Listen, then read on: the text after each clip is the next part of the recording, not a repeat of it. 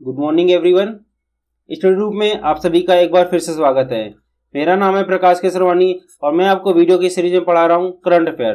देखिए आज है 8 मार्च, कल था 7 मार्च, कल था संडे। तो कल के और आज के हम कंबाइंड करंट अफेयर आज हम देखेंगे। ये करंट अफेयर्स आपके सभी एग्जाम्स जैसे SSC, CGL, CHSL, UPSI, UPPSC व अन्य सभी कॉम्पिटिटिव एग्जाम्स के लिए बहुत ज़्यादा इंपॉर्टेंट है। तो इन करंट अफेयर को ध्यान से देखा करें और उसको टाइमली रिवीजन जरूर किया करें। तो आइए शुरू करते हैं। हमारा आज का पहला क्वेश्चन है हमारा, ईज ऑफ लिविंग इंडेक्स 2021 में किस सिटी ने फर्स्ट स्पॉट हासिल किया। अभी अभी भारत सरकार द्वारा ईज ऑफ लिविंग इंडेक्स 2021 जारी किया गया। इसके हिसाब से आपको बताना है भारत की कौन सी सिटी ने पहला स्पॉट हासिल किया है। तो देखिए इस बार जो रैंक बनाई गई है ये दो तरह से बनाई गई। एक वो जहां की पॉपुलेशन ज्यादा है, पॉपुलेशन ज्यादा मतलब जहां की पॉपुलेशन 1 मिलियन से ज्यादा, 1 मिलियन होता है 10 लाख, यानी 10 लाख लोगों से जहां की ज्यादा पॉपुलेशन वो, और दूसरी 1 मिलियन से कम या 1 मिलियन तक के लोग जहां पर है। ठीक है, तो 10 लाख से ज्यादा की जो पॉपुलेशन है उस पे जो नंबर 1 स्पॉट हासिल किया है वो है बेंगलुरु। जी हाँ, बेंगलुरु ने नंबर 1 रैंक हासिल की है। और नंबर 2 रैंक जो रही है वो रही है महाराष्ट्र की पुणे की। तो ये फर्स्ट एंड सेकंड रही है किसकी, जो कि 1 मिलियन से ज्यादा पॉपुलेशन है जहां की। अब बात की जाए 1 मिलियन से कम जिसकी पॉपुलेशन वहां की बात की जाए तो उसमें शिमला नंबर 1 पर रहा। अच्छा, यहाँ पर एक सरप्राइज बात जो बहुत ही ज्यादा मेंशन रही वो ये कि दिल्ली का रैंक जो रही इस बार वो 13th रही। नहीं, 13वीं रैंक आपकी अगर इंडिया भारत की कैपिटल की रैंक, जो भारत की एक राजधानी है उसकी रैंक अगर 13 है तो आप समझ सकते हैं कि अभी आपको कितना ज्यादा इंप्रूवमेंट करना बाकी है। अभी आपका ईज ऑफ लिविंग इंडेक्स ये दिखाता है कि कहाँ का स्टैंडर्ड कितना अच्छा है, किस सिटी का कहाँ पर रहना आसान है, लोगों को सुविधाएं अच्छी हैं, सारी फैसिलिटीज, सेफ्टी और सारी सुविधाएं कितनी अच्छी है। तो आप समझ सकते हैं अगर दिल्ली जो भारत की राजधानी वही भारत के अंदर 13वीं रैंक प्राप्त करेगा तो और सिटी फिर कितना इंप्रूव करेंगी, वो क्या एक मिसाल बनाएगा किसी दूसरे सिटी के लिए। तो अभी हमको काफी इंप्रूवमेंट करना बाकी है। ये देखिए ये रैंकिंग है, ये है 10 लाख से ज्यादा, ये पॉपुलेशन 1 मिलियन प्लस 1 मिलियन से ज्यादा यानी 10 लाख से ज्यादा लोगों की, और ये है 1 मिलियन से कम लोगों की। तो देखिए 10 लाख से ज्यादा में बेंगलुरु ने फर्स्ट स्थान, सेकंड में पुणे और थर्ड में गुजरात के अहमदाबाद ने स्थान हासिल किया है। अगर वही बात की जाए जो कि एक 10 लाख से कम जहां की पॉपुलेशन है तो वहां पर Shimla first rank, Bhubaneswar second rank, और देखिए दिल्ली का टॉप 10 तक कोई नामो निशान नहीं है। दिल्ली की रैंक रही है 13। ठीक है, तो ये बहुत ज्यादा सरप्राइजिंग बात रही इस बार हमारी। अच्छा, इस पे देखते हैं क्या क्या चीजें काउंट की जाती है। तो देखिए सबसे ज्यादा वेटेज जो दिया जा रहे हैं 35% में वो दिख रहा है quality of life. Quality of life में हम देखते हैं एजुकेशन वहाँ का कैसा है, हेल्थ कैसा है, हाउसिंग एंड शेल्टर कैसा है, वॉश एंड स्विम कैसा है, मोबिलिटी कैसी है, सेफ्टी कैसी है और रिक्रिएशन कैसा है। मतलब ये सब चीज जो मेन हमारी चीज है, एजुकेशन, हेल्थ सेक्टर हो गया, सेफ्टी हो गई, ये सब मेन सेक्टर रखे गए, इसको हम वेटेज दे रहे हैं 35%। तो ये जिसका ज्यादा है उसकी रैंक ऑब्वियसली सबसे ज्यादा हो जाएगी। सेकंड वेटेज हम देखिए इकोनॉमिक एबिलिटी को, वहाँ की इकोनॉमिक ग्रोथ कहती है। आप सिंपल समझ सकते हैं अगर आप कोई काम कर रहे हैं, कोई एक मिडिल मैन है, उसको इकोनॉमिक ग्रोथ मिलती है या नहीं, तो ये मैटर करता है इकोनॉमिक एबिलिटी में। थर्ड आता है सस्टेनेबिलिटी में मतलब ये है कि आपके एनवायरनमेंट कहता है। दिल्ली की जैसे अगर बात की जाए तो पोल्यूशन आपको पता है बहुत ही ज्यादा पोल्यूशन हो जाता है, इतना ज्यादा कि वहां सांस नहीं ले सकते। तो इस वजह से दिल्ली की रैंक काफी गई, यहाँ पर बहुत ज्यादा दिल्ली मात खा गई। एनर्जी कंजप्शन कितना है किस सिटी का, ग्रीन मतलब कि वहां पर ग्रीनरी कितनी है, पेड़ पौधे कितने हैं, तो इस पर भी डिपेंड करता है कि उसकी सिटी की रैंकिंग कितनी है।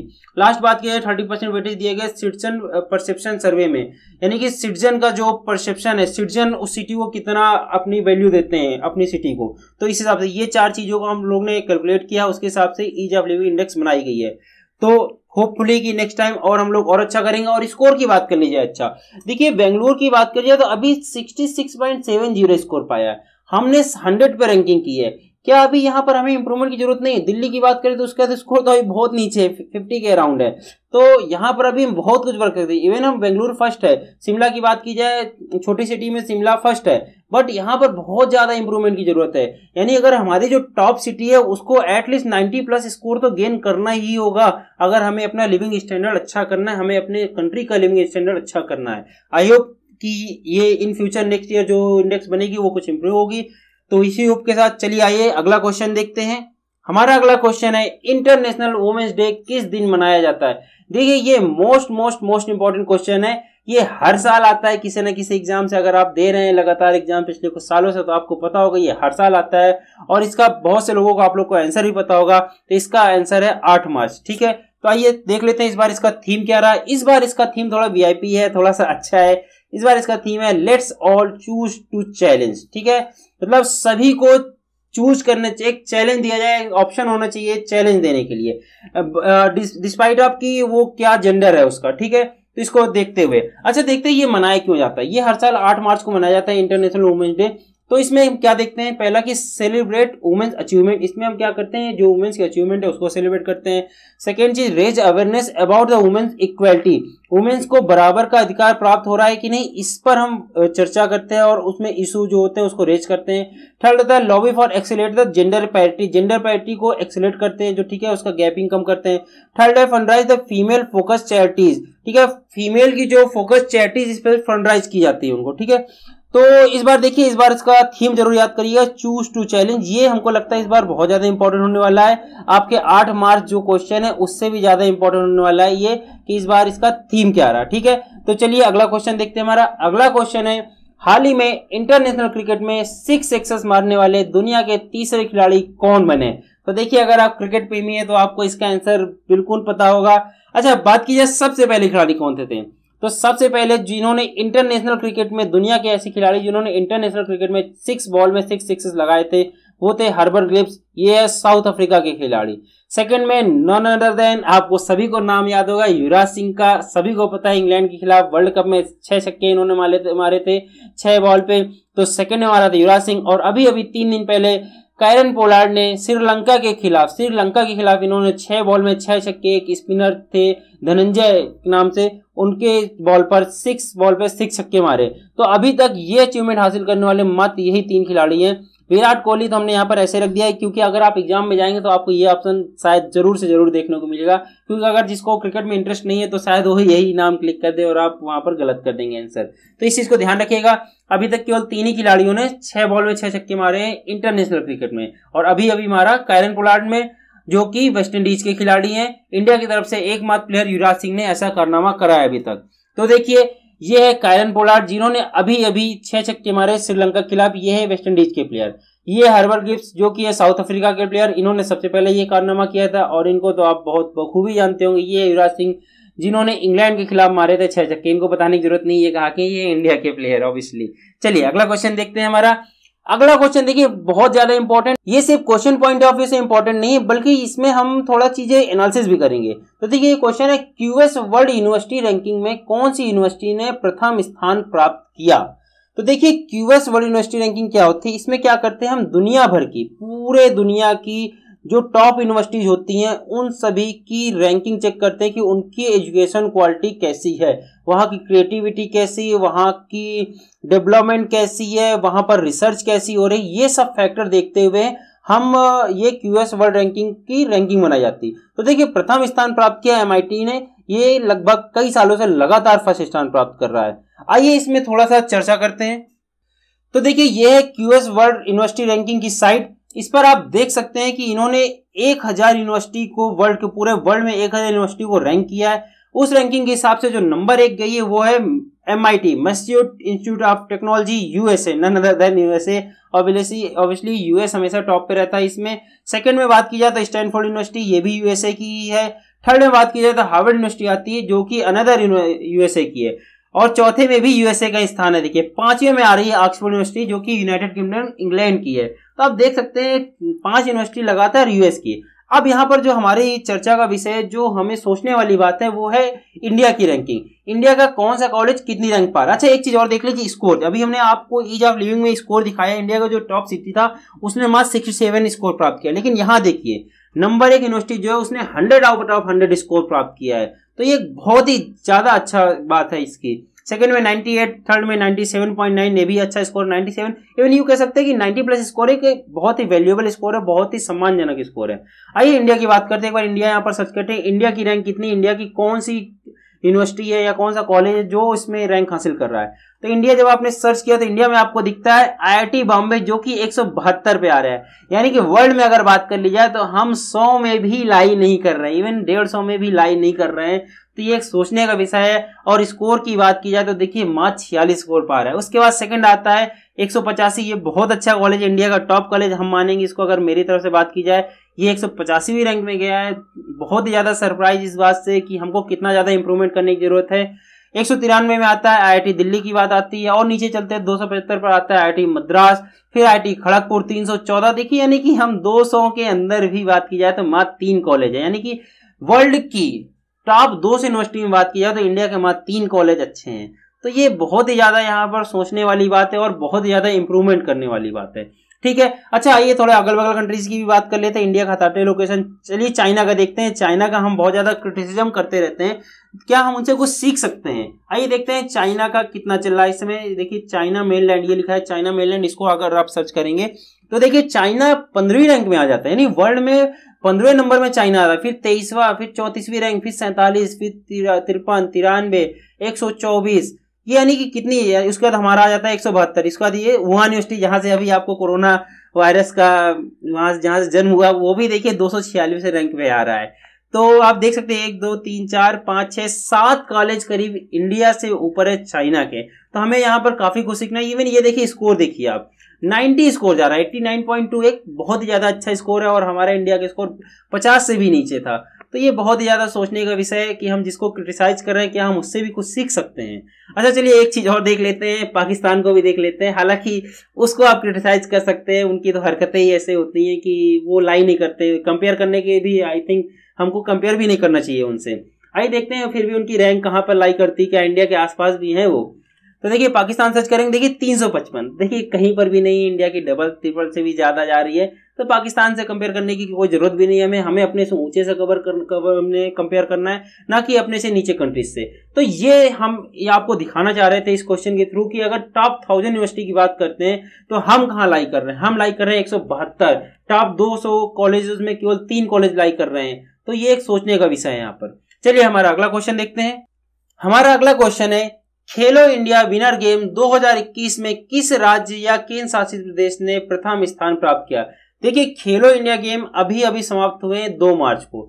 ये पिछले साल से शुरू किए गए हैं, स्पेसिफिकली शुरू किए गए हैं जम्मू एंड कश्मीर रीजन में, वहां के टैलेंट को पहचानने के लिए। जी हाँ, specifically Jammu and Kashmir region में वहां के टैलेंट को पहचानने के लिए। आपको पता होगा लास्ट ईयर वहां का स्पेशल स्टेटस खत्म कर दिया गया था, आर्टिकल 370 का एब्रोगेशन हो गया था, 370 आर्टिकल को समाप्त कर दिया गया था। उसके बाद से जम्मू कश्मीर को थोड़ा सा बढ़ाने के लिए, वहां के खेलों को थोड़ा सा बढ़ाने के लिए स्पेशल खेलो इंडिया विंटर गेम्स का आयोजन शुरू किया गया, जो कि मार्च में हुए। पिछले साल ही मार्च में हुए, इस बार भी फरवरी और मार्च में हुए। तो इस बार जो विनर रहे वो जम्मू कश्मीर ही रहा। आइए देखते हैं इन्होंने कितने मेडल जीते। ये देखिए इन्होंने प्राइम मिनिस्टर नरेंद्र मोदी ने अपने खेलो इंडिया विंटर्स गेम का इनाग्रेशन किया, उद्घाटन किया। ये भी क्वेश्चन आपसे आ सकता है, इस क्वेश्चन को भी याद रख ले। अच्छा यहाँ पर से आपके 3-4 क्वेश्चन बन रहे हैं, उन सभी को थोड़ा थोड़ा ध्यान से देखते हैं। पहला क्वेश्चन तो यही कि खेलो इंडिया विंटर्स गेम्स का इनाग्रेशन या उद्घाटन किसने किया? तो अपने पीएम नरेंद्र मोदी ने किया। अब बात करते हैं देखिए खेलो इंडिया की, तो इन्होंने ये लास्ट साल से शुरू किया, 2020 में शुरू हुआ था। पहला इवेंट हुआ था लेह एंड गुलबर्ग में। हर साल होना है, एनुअल इवेंट है, हर साल होगा। पर्पज क्या है? पर्पज ये है कि ग्रास रूट टैलेंट हंट को पहचानना, जो हमारा वहां के जो टैलेंट है उनको पहचानना। Nation wide state wise multi winner sport competition, पूरे नेशन के स्टेट आते हैं, अपने सारे स्टेट इसमें पार्टिसिपेट करते हैं, और हम देखेंगे स्टेट के अच्छे अच्छे विनर जो मल्टीपल फील्ड के विनर्स हैं उनको पहचानना। ठीक है, ऑर्गेनाइजेशन की बात की जाए तो जम्मू एंड कश्मीर काउंसिल ही इसको ऑर्गेनाइज कराती है हर साल। पिछले साल भी उन्होंने कराया, इस साल भी उन्होंने कराया।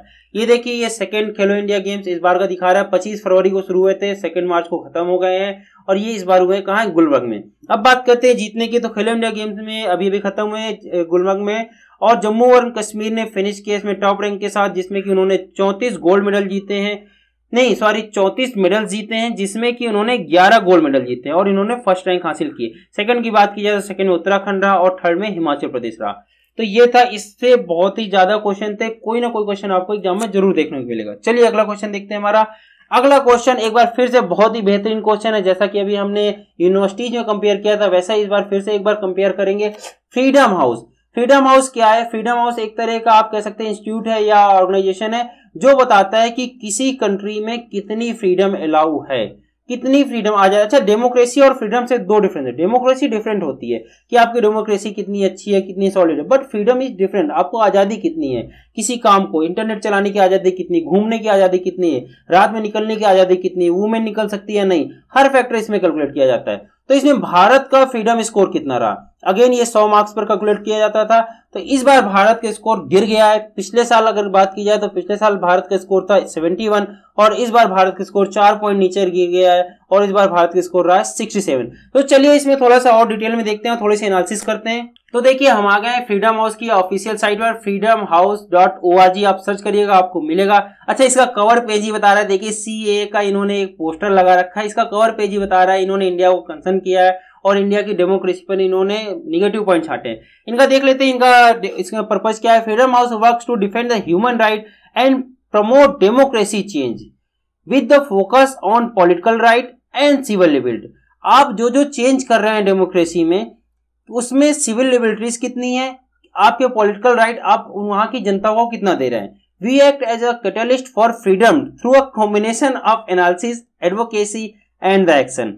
ये बता रहे हैं कि एज ए कैटलिस्ट वर्क करते हैं फ्रीडम के लिए। क्यों? क्योंकि ये एनालिसिस बताते हैं, एडवोकेसी भी करते हैं, इंटरनेशनल कोर्ट ऑफ फोरम में ले जाएंगे, इन बात को थोड़ा दूर तक ले जाते हैं और एक्शन भी करते हैं। और बात की जाए इन्होंने इस बार जो फोकस किया है, इन्होंने 13 इशू पर फोकस किया है। ये 13 इशू कौन से हैं? अच्छा, ओवरऑल देख लेते हैं जल्दी जल्दी। आप डीप में पढ़ना हो तो आप इस साइट पर आके देख लीजिएगा, freedomhouse.org।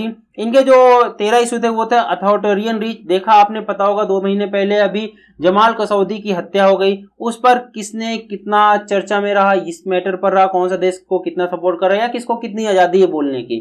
सेकंड बात की जाए डेमोक्रेसी ड्यूरिंग पेंडेमिक में किसको कितनी डेमोक्रेसी थी।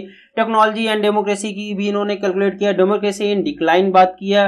प्रोमोटिंग यूएस लीडरशिप, आप यूएस की लीडरशिप को कितना प्रमोट करते हैं, इसमें भी इन्होंने कुछ पॉइंट रखे हैं। इलेक्शन इंटीग्रिटी, आप इलेक्शन कितना ज्यादा फेयर तरीके से कराते हैं, फेयर इलेक्शन कितना तरीके से लेते हैं, इसमें भी मैटर इन्होंने दिया है। बात करें आगे इक्वलिटी ह्यूमन राइट की बात की, ह्यूमन राइट को आप कितना इक्वलिटी है वहां के वुमेन्स को और ह्यूमन राइट कितना आप प्रोवाइड कर रहे हैं।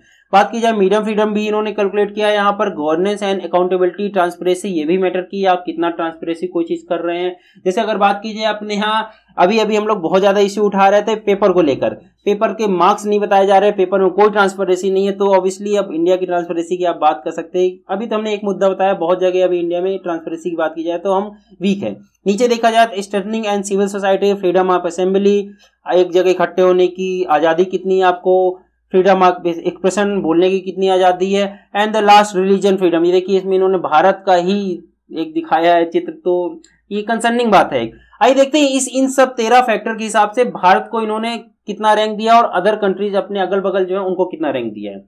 तो देखिए कंट्रीज एंड टेरिटरी जब आप क्लिक करेंगे तो ये खुल के आ जाएगा। यहां पर बात की जाए इन्होंने 210 कंट्री को पूरे सारे, अगर बात की जाए अगर यूएन में तो 193 कंट्री को ही माना जाता है, लेकिन इन्होंने पूरे की पूरे 210 कंट्री को इसमें रैंक किया है। अब बात करते हैं अपने इंडिया, यहाँ पर इंडिया लिखते हैं, इंडिया को सर्च करते हैं। इंडिया की बात की जाए तो इस बार इन्होंने दिया 67 स्कोर दिया आउट ऑफ 100। अब इसकी अगर बात की जाए तो देखिए इसके हिसाब से इंडिया पार्टली फ्री है, मतलब डेमोक्रेसी कंट्री तो है लेकिन यहाँ के लोग पार्टली फ्री हैं, पूरी तरह से फ्री नहीं है। और बात की जाए इंडियन कश्मीर, सबसे सरप्राइजिंग तो ये रहा, इंडियन कश्मीर के मुद्दे पर इन्होंने बहुत ही ज्यादा निगेटिव रैंक दी है इंडिया को। सिर्फ एक तरफा अगर बात की जाए, एक तरफा इन्होंने सिर्फ देखा है और मार्च 27 इवन ये कह सकते हैं नॉट फ्री का स्टेटस दिया, यानी कि इंडिया का जो कश्मीर है वो फ्री ही नहीं है। तो ये मेरे ख्याल से ये इन्होंने बहुत ही ज्यादा निगेटिव यहाँ पर रैंक दी है और शायद इन्होंने पूरी तरह से उस मुद्दे को जाना नहीं है। आइए अच्छा इंटरनेट फ्रीडम की बात कर लेते हैं। इंडिया में इंटरनेट फ्रीडम कितना है। इंटरनेट फ्रीडम की बात करें तो इंडिया यहाँ पर अगर आप सर्च करेंगे तो इंडिया को 51 स्कोर मिला, नहीं आधा ही स्कोर मिला है। इस हिसाब से बात की जाए इंडिया में अभी इंटरनेट इंप्रूव करने की बहुत ज्यादा जरूरत है और ये कहीं ना कहीं हम सच मान सकते हैं, क्योंकि आपने देखा इंटरनेट अभी अवेलेबल भी नहीं है बहुत जगह, और जहां अवेलेबल है तो आप कितना एक्सेस कर पा रहे हैं ये आप खुद ही एनालिसिस कर सकते हैं। तो इंटरनेट फ्रीडम के हिसाब से तो कह सकते हैं। और आप देख रहे हैं कि हर बार बहुत बार भारत सरकार को आंदोलन सप्रेस करने के लिए इंटरनेट ब्लॉक करने पड़ जा रहे हैं, तो ये सब इन्होंने कैलकुलेट किया यहाँ पर इंटरनेट फ्रीडम के नाम पर। अच्छा बात करते हैं अगल बगल के देश की, थोड़ा इंडिया को हटाते हैं, थोड़ी अगल बगल कंट्री की बात करते हैं, उनकी कितनी रैंक दी। चलिए सबसे पहले देखते हैं पाकिस्तान की रैंक कितनी दी है इन्होंने। पाकिस्तान की बात की जाए इंटरनेट फ्रीडम के हिसाब से तो इन्होंने मात्र 26 रैंक दी, अपनी 51 थी, इनके यहाँ 26, यानी कि अपने से भी आधी इंटरनेट फ्रीडम है, वहां पर लोगों को इंटरनेट एक्सेस करने की आजादी नहीं है। अच्छा यहाँ पर अगर चाइना की बात कर ले कितना दिया है, तो चाइना का भी इन्होंने स्कोर दिया है मात्र 10, यानी कि चाइना में भी आपको इंटरनेट फ्रीडम नहीं है। इंटरनेट वहां पर रेस्ट्रिक्ट है कि आप यूज करेंगे क्या नहीं यूज करेंगे, वहां की गवर्नमेंट डिसाइड करेगी, ना कि हम। तो अगर अगल बगल कंट्री की बात कर ले तो हमारे यहाँ इंटरनेट फ्रीडम फिर भी काफी ज्यादा है। अच्छा, ग्लोबल फ्रीडम की बात कर लेते हैं एक बार फिर से, जरा अगल बगल कंट्रीज को देख लेते हैं। ग्लोबल फ्रीडम की बात करते हैं, अगर हम चाइना की बात करें तो 9 स्कोर दिया, मात्र 9 स्कोर। इसका मतलब ये कि वहां के लोगों को किसी चीज की आजादी ही नहीं है। 9 स्कोर्स दिखा रहा है बहुत ही पुअर कंडीशन है आउट ऑफ 100। अब आप समझ सकते हैं, आप चाइना से अगर लिविंग स्टैंडर्ड की बात करते हैं या आजादी की बात करते हैं, तो कहीं ना कहीं जो चाइना आज प्राप्त कर रहा है, कुछ चीजें प्राप्त कर रहा है, तो वो अपनी आजादी के बलिदान के दम पे प्राप्त कर रहा है। तो अगर आपको कुछ पाना है तो कुछ खोना पड़ता है, आप कह सकते हैं यहाँ पर। अच्छा, पाकिस्तान की बात कर लीजिए जरा सा, पाकिस्तान की भी देख लेते हैं। यहाँ इन्होंने कितना दी ग्लोबल फ्रीडम इंडेक्स में। तो पाकिस्तान की बात की जाए तो 37, जहां पर हमारा स्कोर था 67, वहां पर पाकिस्तान का स्कोर है 37, यानी कि पार्टी फ्री। और पाकिस्तान कश्मीर की बात कर ली जाए तो वो भी नॉट फ्री में आ रहा है। अच्छा, पाकिस्तान कश्मीर की बात की जाए तो अपना स्कोर 27 था और इनका 28 है, तो 1 पॉइंट ये ज्यादा है हमसे। बट कहीं ना कहीं हम बोलेंगे कि यहाँ पर इन्होंने इंडिया को मिसजज किया कश्मीर के मुद्दे पर। तो ये था हमारा आज का वीडियो। आज का वीडियो हमने थोड़ा सा एनालिटिकल बनाने की कोशिश की, जिसमें कि आप खुद थोड़ा सा सोच सके, विचार कर सके, ना कि सिर्फ क्वेश्चन करना। अच्छा, क्वेश्चन तो देखिए आपको मिल जाते हैं, कर भी लेते हैं, लेकिन जब आप इन विषयों पर विचार करते हैं ना, जब आप इनमें डिटेल एनालिसिस करते हैं, तो आप सोचते हैं और चीजों की गहराइयों तक जाते हैं, और तब आपको पता चलता है कि हमको कितना इंप्रूवमेंट की जरूरत है। अगर जब हम ये सब समझ जाएंगे कितना हम इंप्रूवमेंट कर सकते हैं किस किस फील्ड में, तो हम बहुत ही जल्दी अच्छा ग्रोथ करने लगेंगे। ठीक है, तो ये हमारा उद्देश्य था इस आज के वीडियो बनाने का भी साथ साथ।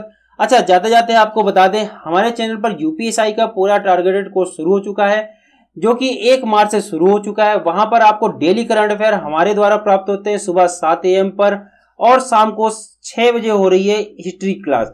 आगे की जो क्लासेस होंगी वो भी आपको यहाँ पर बता दी जाएंगी, और बहुत ही जल्द आपकी मैथ की क्लास शुरू होने वाली है, रीजनिंग की क्लास शुरू होने वाली है, और साथ ही साथ ज्योग्राफी, पॉलिटिक्स, सारे सब्जेक्ट की क्लास शुरू होने वाली है। तो अगर आप इस चैनल पर नए हैं तो आप चैनल को सब्सक्राइब कर लें, वीडियो पसंद आए तो वीडियो को लाइक करें और ज्यादा से ज्यादा दोस्तों के साथ शेयर करें। थैंक यू वेरी मच, जय हिंद।